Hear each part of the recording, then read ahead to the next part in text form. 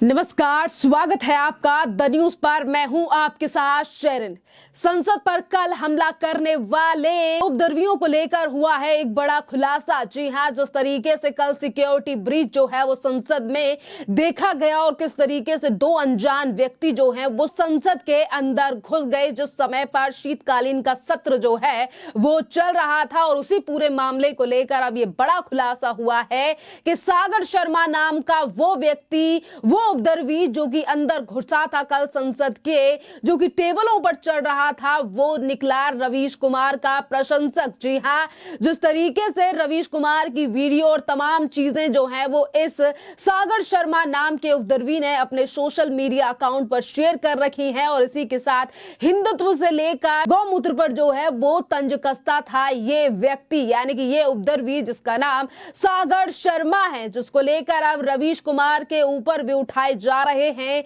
जनता के द्वारा सवाल कि रवीश कुमार जिस तरीके से करते हैं ब्रेन वॉश, ये उसी का नतीजा है कि आज देश के कुछ इस तरीके के उपद्रवी जो हैं वो संसद तक पहुंच गए सरकार का विरोध करते करते। इसी के साथ आपके लिए बता दें कि जहां एक तरफ रवीश कुमार और इस लड़के के यानी कि इस उपद्रवी यानी कि जिसका नाम सागर शर्मा बताया जा रहा है, इसके ऊपर जो है वो यूएपीए के तहत जो है वो मामला दर्ज कर लिया गया है। यानी कि अब बढ़ेंगी इस लड़के की मुश्किलें, इस उपद्रवी की मुश्किलें और पता लगाया जाएगा कि आखिरकार किन मंशाओं के कारण जो है ये उपद्रवी कल संसद के अंदर घुसा था। तो वही आपके लिए बता दें कि सिक्योरिटी ब्रीच को लेकर अब लगातार राजनीति भी होती हुई नजर आ रही है। पर इससे पहले ये भी जानकारी आपके लिए दे दें कि लोकसभा सचिवालय ने जो है वो संसद की सुरक्षा उल्लंघन के मामले को लेकर जो है वो सख्त एक्शन लिया है और सुरक्षा कर्मियों को निलंबित कर दिया है। जी हां, 8 ऐसे सुरक्षा कर्मी हैं जिन्हें लोकसभा सचिवालय की तरफ से निलंबित कर दिया गया है, क्योंकि इन्हीं लोगों की अनदेखी की वजह से जो है वो शायद ये सुरक्षा में जो है ये बड़ा उल्लंघन किया गया, सिक्योरिटी ब्रीच हुआ, जिसको लेकर अब लोकसभा सचिवालय जो है वो काफी ज्यादा सख्त नजर आ रहा है। और वहीं अगर हम बात करें इस पूरे मामले पर राजनीति की, तो देखिए इस पूरे मामले पर कांग्रेस से लेकर समाजवादी पार्टी और तमाम जो नेता हैं वो राजनीति करते हुए नजर आ रहे हैं। जिस तरीके से ये लोग जो हैं इस मुद्दे को लेकर जो है वो देश की केंद्र सरकार को घेरने का प्रयास कर रहे हैं। समाजवादी पार्टी के प्रवक्ता आईपी सिंह ने अपने एक्स यानी कि फॉर्मर ट्विटर पर पोस्ट करते हुए लिखा है कि संसद में कूदने वाले दोनों युवा शहीद भगत सिंह हो सकते हैं। इसी के साथ जो है वो आईपी सिंह को जवाब जो है वो जनता ने दिया है। और इसी के साथ कांग्रेस के जो वरिष्ठ नेता हैं प्रमोद कृष्णम, उन्होंने भी जो है वो आईपी सिंह को जवाब देते हुए ट्वीट किया है। जी हाँ, प्रमोद कृष्णम ने लिखा है कि सरदार भगत सिंह से उपद्रवियों की तुलना करना शहीद आजम का अपमान है। जी हाँ, आजकल जिस तरीके से प्रमोद कृष्णम जो है वो लगातार दिखाई दे रहे हैं विपक्षियों को जवाब देते हुए, और इसी के साथ जब उन्हें कांग्रेस की भी कोई बात नहीं पसंद आती तो उस पर भी जो है वो रिस्पॉन्स सामने आता है प्रमोद कृष्णम का। इसी के साथ अगर हम बात करें कि सिक्योरिटी ब्रीच का मामला, जहां एक तरफ जो है वो कांग्रेस भी इस पूरे मामले को तूल देने की कोशिश कर रही है और वहीं कुछ ऐसे भी लोग हैं जो कि इस पूरे मामले पर जो है वो केंद्र सरकार को घेरने का प्रयास कर रहे हैं और वहीं इन उपद्रवियों के लिए भी आवाज उठा रहे हैं और ये कह रहे हैं कि मंशा जो है वो इनकी बुरी नहीं थी, ये संसद के अंदर घुस गए। पर जिस तरीके से कल जो सिक्योरिटी ब्रीच हुआ, शीतकालीन सत्र चल रहा था, तमाम सांसद जो है वो बैठे हुए थे और उसी के बीच में इस तरीके से टेबलों पर इस उपद्रवी ने जिस तरीके से चीजें की कल, वो काफी ज्यादा जो है वो परेशान करने वाली थी। और इसी के साथ भारत के दुश्मन, जी हाँ, भारत के दुश्मन और खालिस्तानी पन्नू का भी इस पूरे मामले पर जो है वो बयान सामने आया है। और पन्नू का कहना है कि जिन लोगों ने कल संसद में जो है नींव हिलाने की कोशिश की, जिस तरीके से सिक्योरिटी ब्रीच किया गया, अब खालिस्तानी जो पन्नू है वो उन व्यक्तियों को जो है वो 10 लाख रुपए देगा। यानी कि हमेशा ही भारत में कभी सिक्योरिटी ब्रीच तो कभी भारत के खिलाफ जहर उगलने वाले लोगों को जिस तरीके से इस आतंकी खालिस्तानी जो है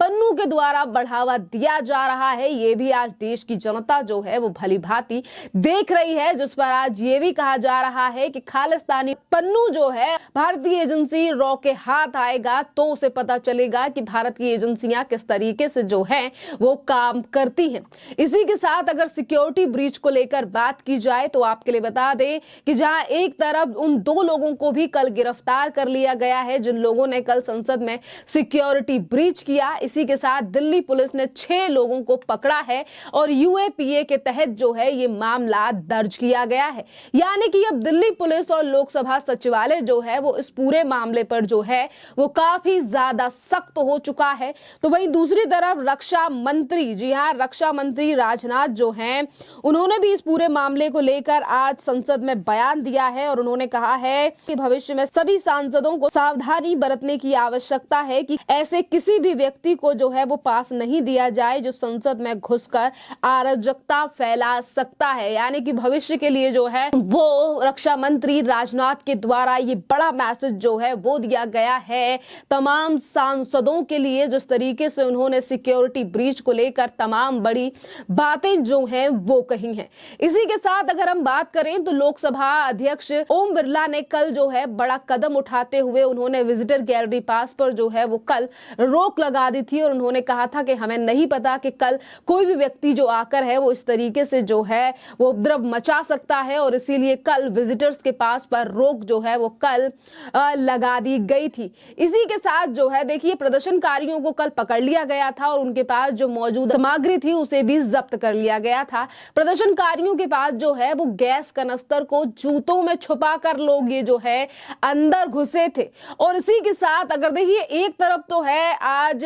न्यूज से लेकर सोशल मीडिया पर जो है वो एक चर्चा हो रही है वो है सिक्योरिटी ब्रीच को लेकर, क्योंकि सांसदों का मामला है। जब एक महत्वपूर्ण मुद्दे को लेकर संसद के अंदर चर्चा हो रही थी और उसी समय पर यह सिक्योरिटी ब्रीच होना, तो वहीं दूसरी तरफ आरएलपी सांसद हनुमान बेनीवाल की भी चर्चा जो है वो आज लगातार हो रही है। जी हाँ, क्योंकि ये जो उपद्रवी जिस तरीके से प्रदर्शन करने वाले ये उपद्रवी जैसे ही संसद में घुसे और उन्होंने सिक्योरिटी ब्रीच करके सारी चीजों को तहस नहस करने की कोशिश की, पर इसी के साथ आरएलपी सांसद हनुमान बेनीवाल ने जो है वो इन प्रदर्शनकारियों में से एक को पकड़कर उसे थप्पड़ जो है वो जड़ दिया था, जिसको लेकर आज लगातार ये बातें कही जा रही हैं कि अगर कोई हिम्मत दिखाने वाला था तो वो थे हनुमान बेनीवाल, क्योंकि उन्होंने जिस तरीके से इस व्यक्ति को देखा और उसे पकड़ा उनके माइंड में ज्यादा कुछ तो नहीं, पर यही बातें थी कि ये लोग जो हैं वो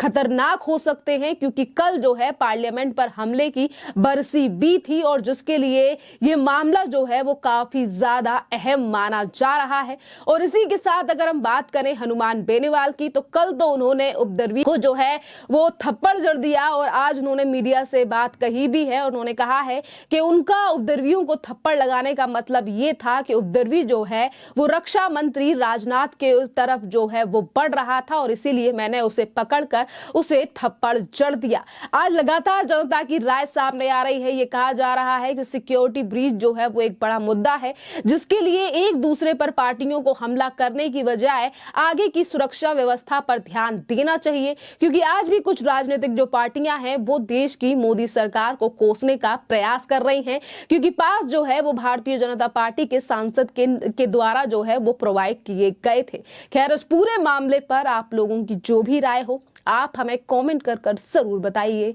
धन्यवाद।